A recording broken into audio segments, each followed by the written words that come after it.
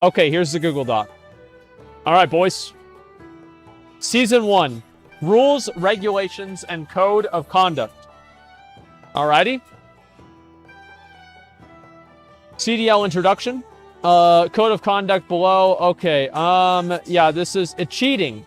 All CDL participants and competitors are expected to compete in fair and honorable manner. Methods such as cheating, such as account sharing, match fixing, stream sniping, dual disruption, client-side abuse, hacking, exploiting, everything like that is going to be forbidden. Obviously, yeah, this is very, very serious, okay? This is an extremely serious thing. This is a classic WoW Dueling tournament. There are more rules for this than there are for the arena tournament. Attendance. Everybody has to show up, I guess. Punishments is you don't get your fucking money. All right, obviously. Stages, qualifying round. Okay. So, dueling rules. Here we go. All baseline class abilities are permitted except for certain conjurable items, example, Hellstone, which are banned. Hellstones are banned?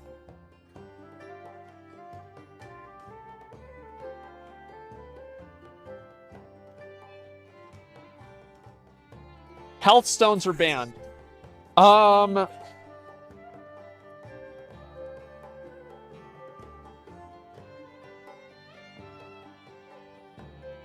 Here's my opinion.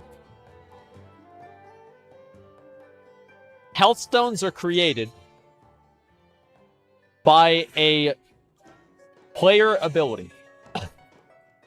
They are created by something that the player casts. It's in their spell book. Basically, here's where I work back from. If it's in one of these trees, you can use it. Yeah, they're banning it because you can give it to other people? Wait, what? They're banning it because you can give it to other people? Guys, here's how you check, okay? Like, you just look. You require everybody to stream. And if somebody's health magically goes up by 1,500, they use the Hellstone. I mean, like, come on. It's a way to nerf SL locks. Yeah, so what you're saying is that they're doing this to nerf SL locks. Okay, well, that's... well, let's talk about that afterwards.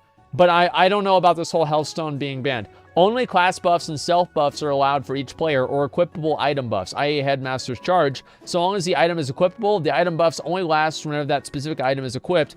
All other buffs are banned. I think that's good. Players must maintain one talent build for the entirety of the qualifiers. I also agree with this too. This is a good idea. There will be a 30-second downtime between duels for classes to get mana and heal up. I agree with that as well. Duelists shall be positioned 20 yards away from each other at the start of the duel. Duelists may compete with one character for the entirety of Season 1. Observing duelists shall stand clear of the dueling area. Duelists shall be required to stream the entirety of the CDL event. Obviously, that's what makes sense.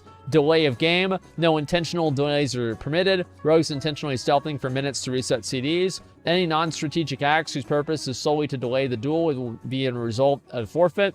That actually makes a lot of sense because it's boring for viewers and people sitting around waiting for cooldowns just sucks. Fleeing from a duel will result in a loss by the fleeing player. If they're force fleed, then the situation will be called into review. I think that makes sense too. If a duel forfeiture is deemed accidental, both duelers may be required to redo the duel. That makes sense too. In the event of a duel timeout, no win will be granted. Duelers will reduel, but with a cap on food and water set to only 3 for the remaining duels of the matchup. Oh, that's really smart. I like that a lot. So yeah, I like that a lot. So it only matters if, yeah, that makes a lot of sense in my mind, right? I like that a lot. That's a good idea. Good rule. Yeah, this is actually a good rule. I think it's a good rule, at least. Yeah, I think it's a very good rule. Okay, this is good. How does Mage's sheeping, resetting count as delays? Probably it does in some way. It depends. Interference, engineering items. All one-time, unused, non-equipable, consumable engineering items are banned, except for grenades and engineering bombs, which are permitted aside from the specified below. Arcane bomb is banned. Flash bomb is banned. Goblin rocket helm is banned. Gnomish mind control cap is banned. Arcanite dragonling is banned. I think these are good decisions as well. I agree with this. All consumables. This is what we were gonna do too. We talked about this as well. All consumables and temporary on-use, non-equipable items, including class conjuring and on-use items, aside from the specified below, are banned. Bandages are permitted. Mana gems are permitted. Food and water is permitted. Thistle tea is banned. Powerful anti-venom is permitted. Great Rage potions, not Mighty Rage, are permitted. Whipper-root tubers are permitted. Demonic and Dark runes are permitted. I don't know about the Great Rage potions being permitted. I don't know, like...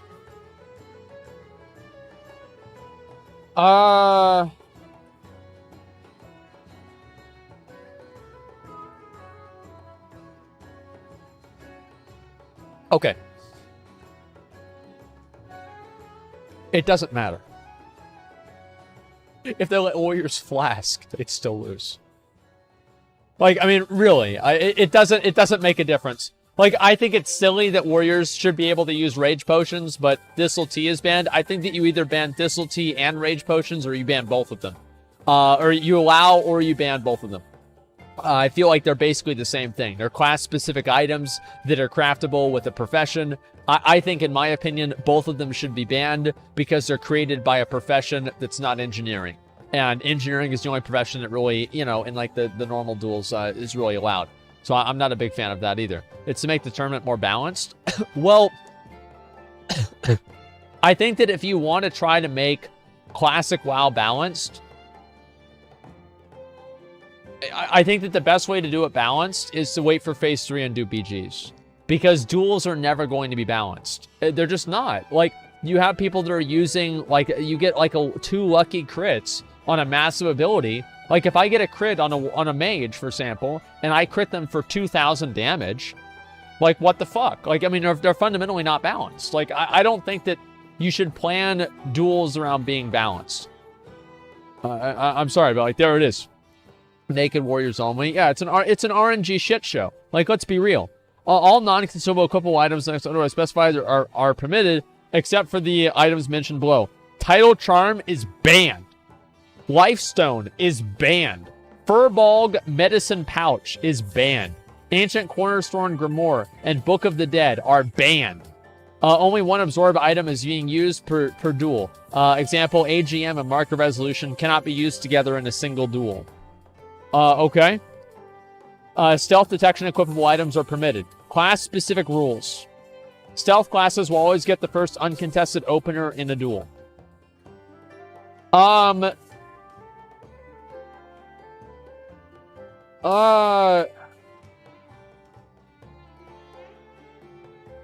actually agree with this.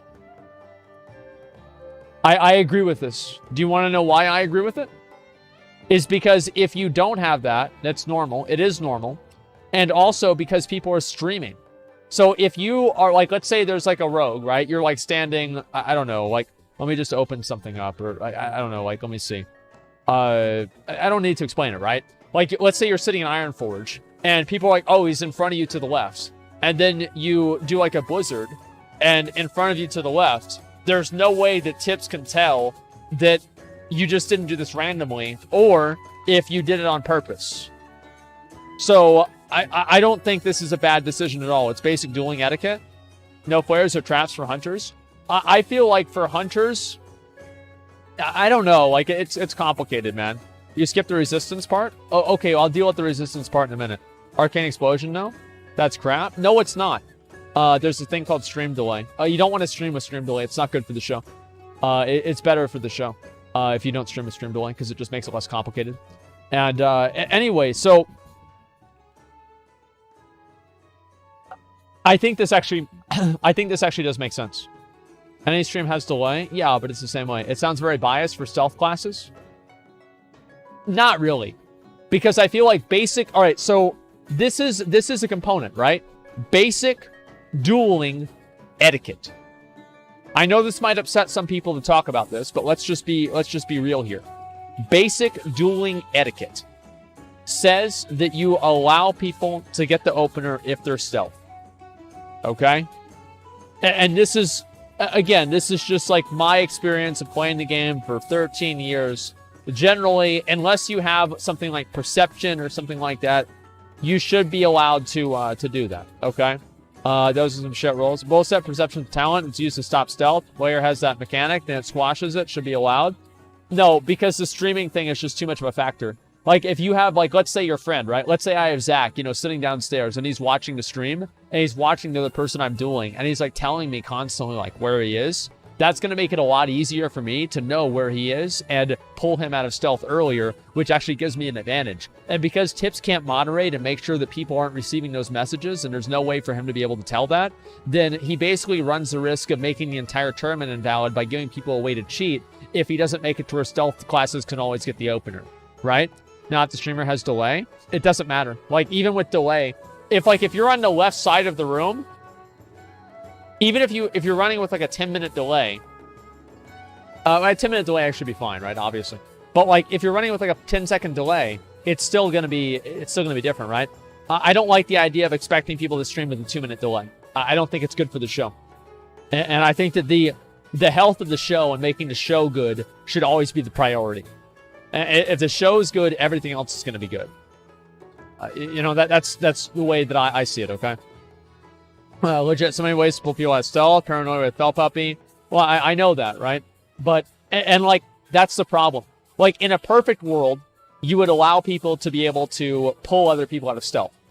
But the issue is that because it's streamed, you can't judge and you can't make a guarantee on the integrity of every single person that's competing to not pull somebody out of stealth. And here's conversely what the problem is. Let's say somebody does pull someone else out of stealth. Let's say, like, I'm competing in a tournament, and then I pull a rogue out of stealth. You know, I just randomly Blood Rage, and I do a demo shot that pulls a rogue out of stealth. Everybody's going to call me a cheater. Everybody's going to call me a fucking cheater for that. And it doesn't matter if I cheated or not, because everybody's going to say, like, oh, well, you know what? He fucking cheated because, you know, there's no way he could have known that. Yeah, that's... There it is. Reasoning isn't stream sniping. Reasoning is that rogues are fucking trash without the opener.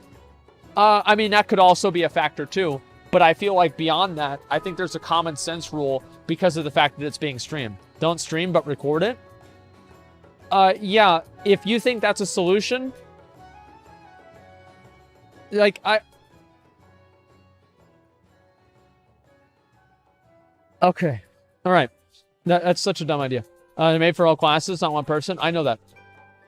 There's nothing justified about that. It's absolute horseshit. No, of course it's justified because it leaves too much. It leaves too much open for interpretation of somebody accidentally, you know, like maybe cheating or like getting spammed with messages. And this is the other thing, right?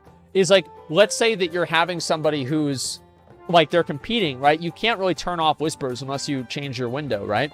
So even if you're not trying to solicit this, there's going to be people that are watching that want you to win versus the other person for whatever reason, and they will spam you with the location of the person who's stealthed.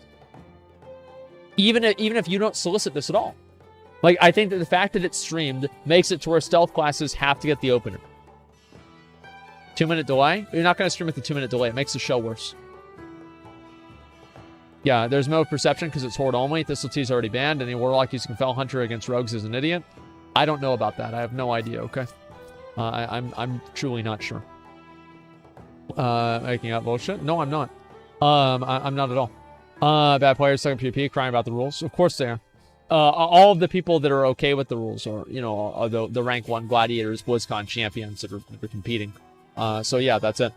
That's dumb because they can't stealth later. You make it to where they get a free opener to whoever stealths. Well, it's different if it's 2 stealth classes, I'm sure. It's unwritten duel rules to let the warriors charge and let rogues get openers. Yeah, it's dueling etiquette. Let's go to the next one, okay? Stealth classes. Again, this is a contentious rule, but it's obviously the right decision. Warriors will always get an uncontested first charge, except against stealth classes whose opener takes priority. I think this makes sense, too. Yeah, I think it makes sense. Now, in a perfect world, like... And this is more like dueling etiquette. And I know this is something that people don't understand, but in the context of a game that's been around for 15 years, the etiquette in the game matters. And the fact is that people have an expectation of the way the game is supposed to be played and the way duels are supposed to be played. For example, dueling etiquette. You only duel with your own buffs. You don't use potions in duels. You can use health stones in duels. You can't use other like elixirs and stuff like that. And engineering is allowed. Why are these items and why are these things allowed? Because they're allowed. And this is the dueling etiquette of the game that's been going on for 10 years. Hellstones, if you're a lock. Well, I disagree with the Hellstone rule, personally. Yeah, that's all there is to it. About letting rogues stealth. I've never seen this dueling etiquette about letting rogues stealth open people. It's a weak argument. No, it's not.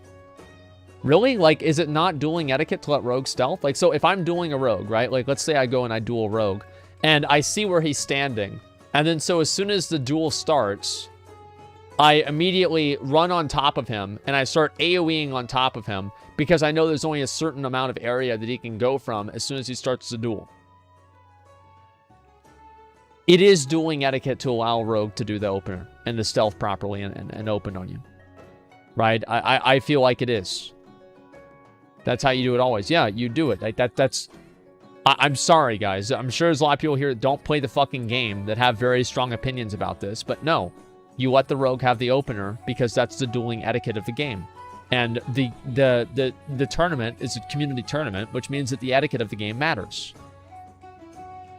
Yeah, I mean, there you go. What about feral druids? It's a stealth class, so it's the same thing. Let's see. If you let a rogue stealth, you can't let a hunter pre-trap. Well, hunter's pre-trapping, placing a trap before the duel begins is not permitted. So there you go. Apparently they can't do that. I don't really know. Like, how do you guys feel about that? Like, hunters can't pre-trap. I mean, as a warrior, hey, yo, hey, yo, listen, yo, hey.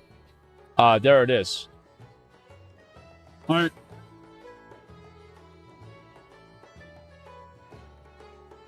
Let's see, hunters are here. We're in the scatter trap. Well, scatter trap doesn't work the same way as I think it did back in vanilla, because scatter shot and freezing trap share a DR. And I don't know if that even happened back in vanilla. Let's see here. You insta-lose if you can pre-trap as melee. That's fair. Yeah, I guess so. You just talked about etiquette. A trap before duel is very basic hunter etiquette. I actually don't know what the jury is on that. I have no idea. I think like a lot of hunters that I duel pre-trap, and they just do it. They pre-trap. And that's all there is to it. I don't know if that's etiquette or not, but every hunter I played against does pre-trap. Etiquette is a load of shit, mate. Jesus Christ. What autism, man. Wow. What the fuck? Okay. All right. So let's read the rest of these. Okay. Shaman may have 4 totems down at the start of the duel. Jesus Christ. What a fucking retard. All right. Shaman may have 4 totems down at the start of the duel. Why is the shaman able to have 4 totems down? Am I missing something? It's their buffs. So they're considered buffs. It's 4 GCDs. Well, don't you feel like that's kind of a component to the duel, is being able to have your buffs down? What about non-feral druids in cat form? Druids are still stealth classes. They're still stealth classes, guys. Please. So hunter can't trap, but shamans can. Yeah. Well, I feel like also there are some rules here. There are some rules here that are clearly made to make it to where certain matchups are not quite as one-sided as they usually are. So, like the trap example, right? It's like if you're a warrior and a hunter pre-traps you, you're like 90% chance going to lose if it's like an open area. And like the thing with the shaman totems, if you want to consider the shaman totems buffs, I mean, like, but a pre-hot is also a buff. I mean, in the same way, like, I don't know, like it's hard really for me to say which one's better and which one's not. The way that I look at it with all these rules is that after the first tournament goes out, and we have a ton of people that are like, okay, you know what? We want to have, we see this one group, these people are winning just by this massive fucking margin all the time. Well, if that's going to happen constantly, then maybe you should swap it and change the rules up. So at the end of this, if the shamans are just completely fucking dominating everything, then yeah, I feel like maybe they should change it. But wait until then. That's what makes sense.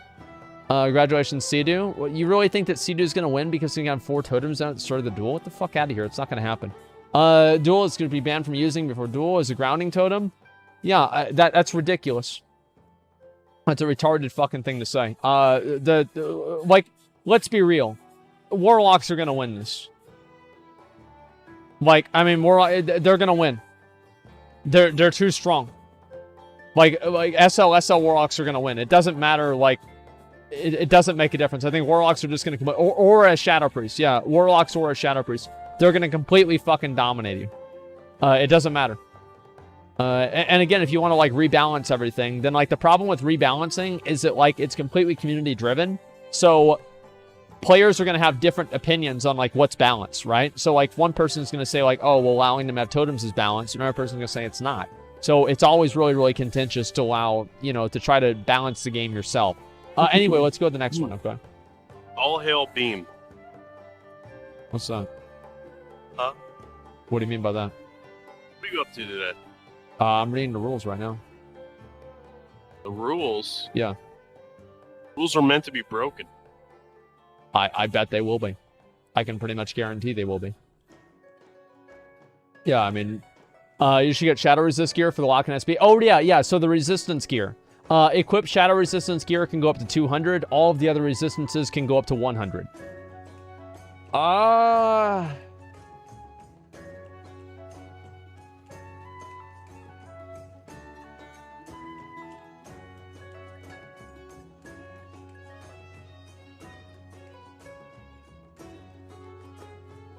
I don't know. Like, I mean, is that good or not? Like, I mean, yeah, this is disgusting treatment of Warlocks. Yeah, I guess so. Well, it's because you can put cursive elements on people, right? And like, and debuff their resist. I think that's why it's higher for Warlocks. So it seems to me like Warlocks are being targeted as being tried. They're trying to, like, bring them more in line. They're trying to make Warlocks not quite as good as they usually are. And I can see, you know, SLSL. Wait, what? What? Warlock's pre-sacking is not allowed. That makes sense. Stealth versus stealth matchups is the same thing as before. Acknowledgements. Okay. Well, where does it say no SLSL? Nobody said... It doesn't say that anywhere.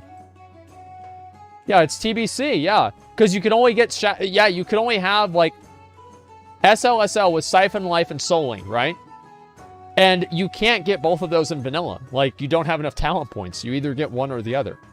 So, yeah, I'm pretty sure that's not the way that it works. Forcing Warlocks to play Soul Link with these rules? Yeah, I think so.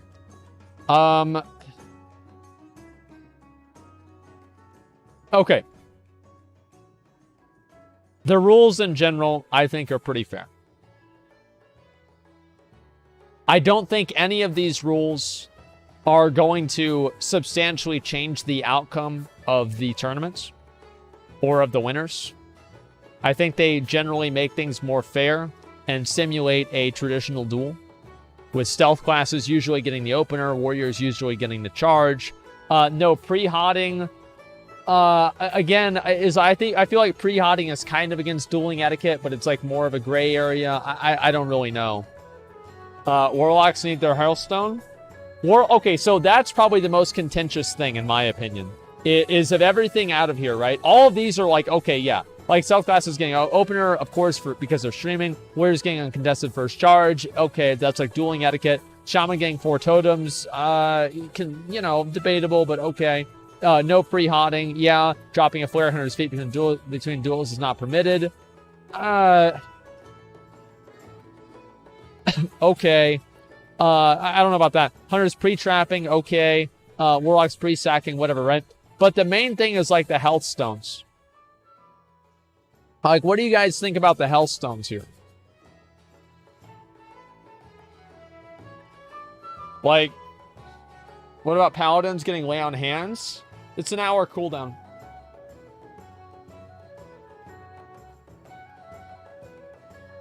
Only for warlocks should be fine.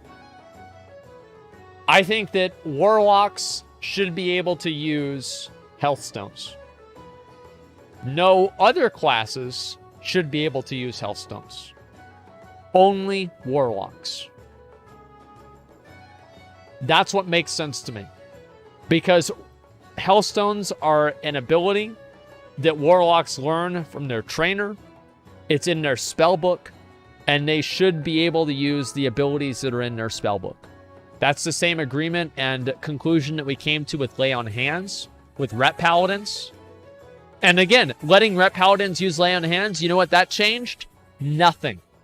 It changed nothing, because they still got beat.